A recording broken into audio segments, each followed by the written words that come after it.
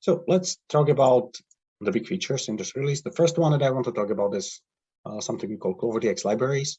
This is an entirely new concept in CloverDX. So we introduced a new configuration page on the server, and this is something that allows you to easily share what you have created, typically subgraphs, within your organization. What do you usually do now before CloverDX 5.14 is that if you want to share a subgraph with someone, there are typically two options. Either you give subgraph and all the dependencies to the other person and they copy paste that into their project, or if you are working in a single environment, you create a shared sandbox and the other user can import subgraphs into that from that shared sandbox. Both of these solutions have a lot of drawbacks. The copy paste is kind of obvious. If you change something in your subgraph, if you improve it in some way, your users or people who are using your subgraph need to copy paste everything again. Oftentimes you forget to give them some dependencies and so on. So this is a very error-prone way of doing that.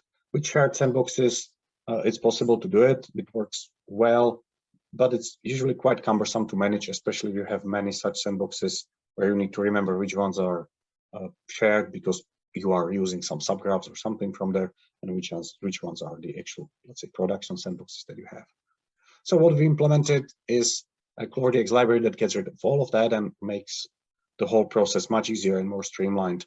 The libraries are also fully supported in Designer. So for example, they show up as components in component palette, so you no longer have to find your project, go there and link your subgraph manually, but it will just appear as a new component.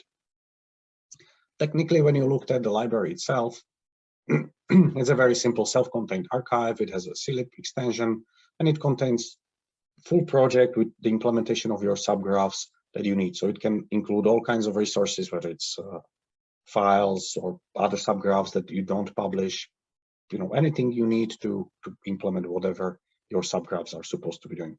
Additionally, the library contains metadata that describes the public interface of the library, and the public interface is what's shown in the designer. So you can have parts of the library being private.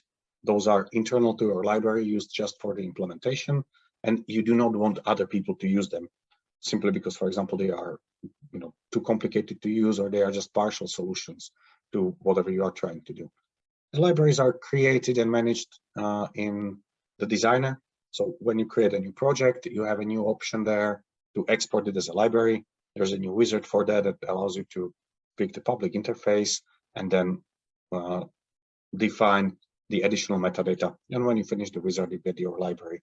You can then share this library in any way you want. It's a simple file, so you can send it via email, you can store it in your version control or in some sort of repository that you have. When you want to use the library, that's a bit more interesting because you need to install the library on a server. That's quite simple, and I'll show you how that works in just a couple of minutes. You basically upload the library to the server. Server understands the format and will deploy the library in a way that that it needs to allow you to include it in your jobs. Then whenever you connect to such a server where some libraries are installed with a designer, you'll see new categories in component palette. In my case, on the screenshot in here, you can see two categories. One is called CloverDX Server REST API, and the other one is encrypt decrypt lib. And these both come from the libraries that have been deployed to the server. You can, of course, delete the libraries. You can add as many of them as you want, and you'll see that there's quite a lot of metadata available so that you can see what the libraries contain and figure out whether it's something that you need or not.